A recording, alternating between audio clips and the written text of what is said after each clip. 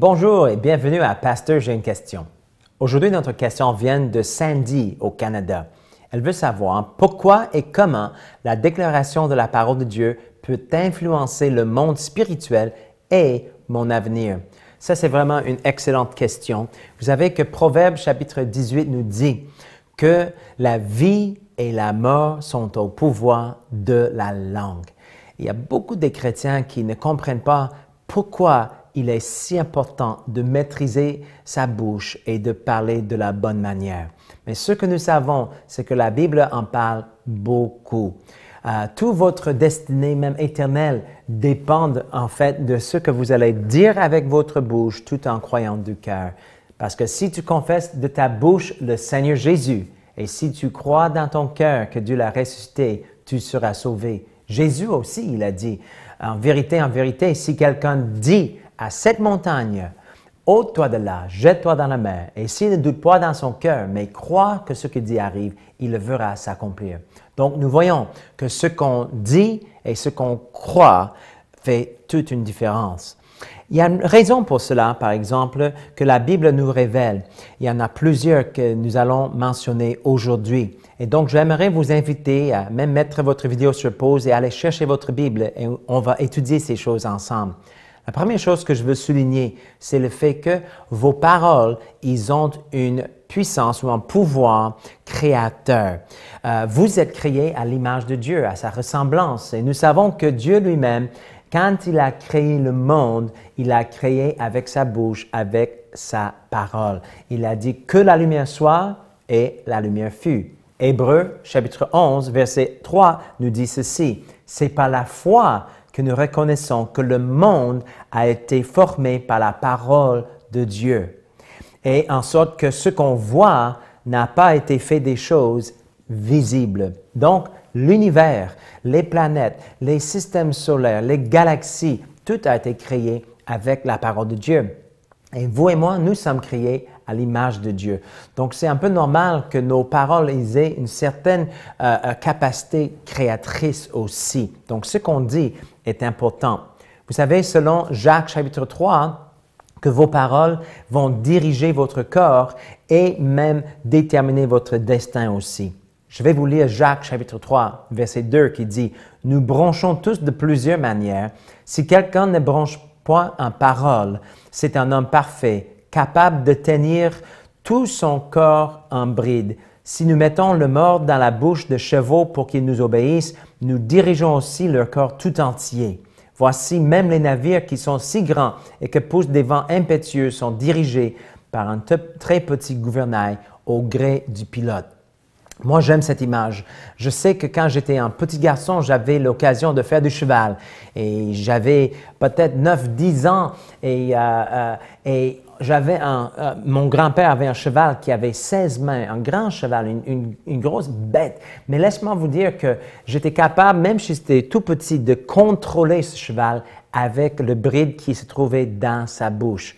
Mais vous savez que mon cheval était un peu truqué et à l'occasion, qu'est-ce qu'il faisait? Il mordait le mors dans sa bouche et dès qu'il mettait ça entre ses dents, j'avais plus la capacité de l'arrêter. Donc, qu'est-ce qui se passait à ce moment-là? C'est qu'il m'amenait là où je ne voulais pas aller et il m'amenait là plus vite que je voulais aller. Et ça, c'est vraiment l'image de beaucoup de chrétiens qui ont comme perdu le contrôle de leur vie.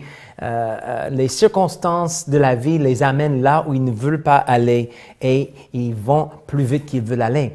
Et la seule et l'unique manière de regagner le contrôle de sa vie, c'est de regagner le contrôle de sa langue.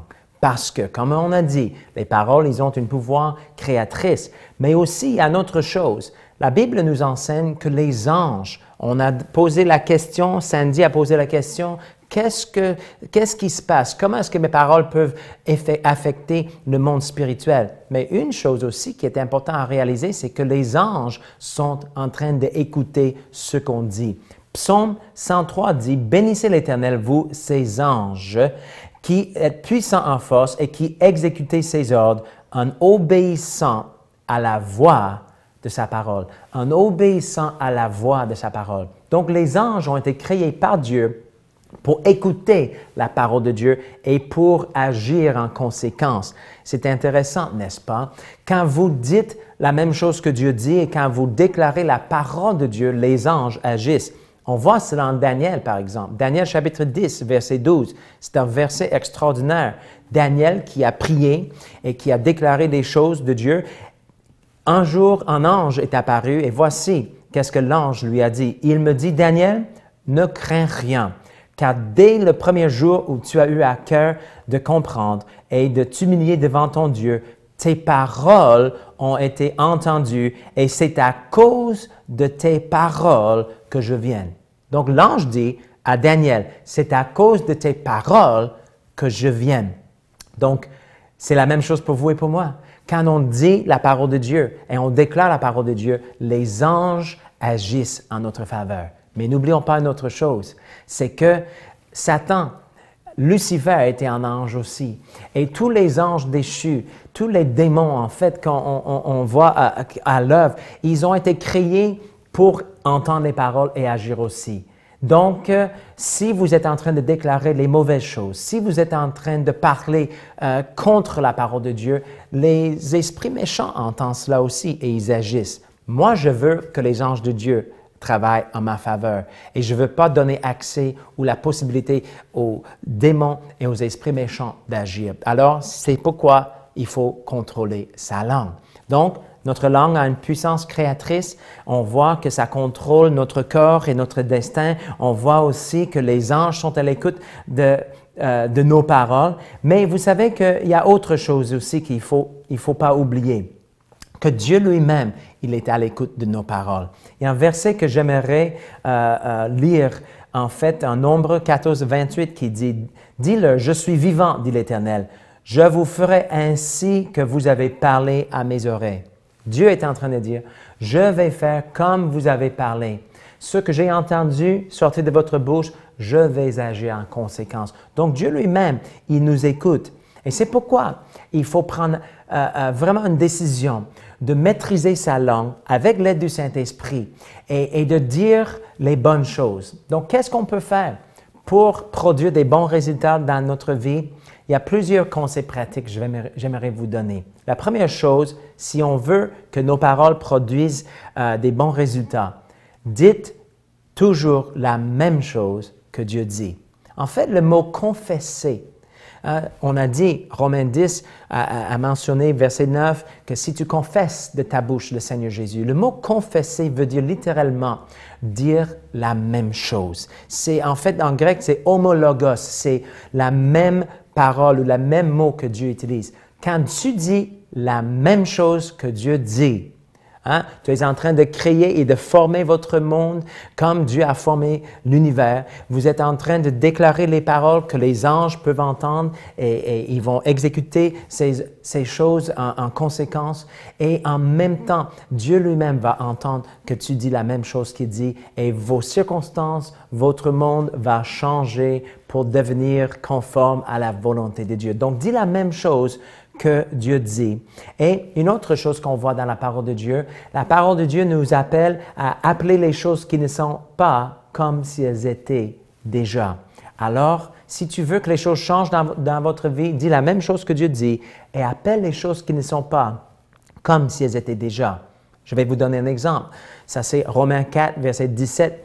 Mais vous savez que si vous avez des symptômes dans votre corps, vous avez mal, le médecin dit que vous allez même mourir, vous pouvez commencer à dire la même chose que Dieu dit. Vous pouvez commencer à déclarer que par les meurtrissures de Jésus, vous avez été guéris. Appelle les choses qui ne sont pas comme si elles étaient déjà. Commence à déclarer, merci Seigneur, que je suis guéri.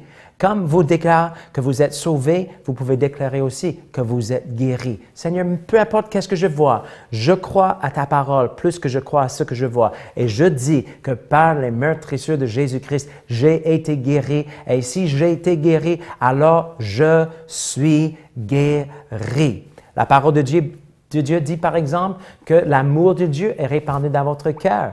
Et si vous avez des fois de la difficulté avec votre tempérament, vous perdez de patience, etc., commence à déclarer, appelle les choses qui ne sont pas comme si elles étaient. Commence à dire, Seigneur, je te remercie que je suis né de nouveau, je suis une nouvelle création. L'amour de Dieu est répandu dans mon cœur. Je suis un homme patient. Je suis un homme plein de bonté. Appelle les choses qui ne sont pas comme s'ils étaient et dis la même chose que Dieu dit. Et vous allez voir, votre vie va changer. La vie et la mort sont au pouvoir de la langue. Alors, je vous encourage à méditer ces choses et les mettre en pratique et vous allez voir votre vie transformée de gloire en gloire dans l'image de Jésus-Christ. Que le Seigneur vous bénisse. Si vous aussi, vous avez une question biblique sans réponse, envoyez-la nous par email à pasteurj'ainequestion@enseigne-moi.com.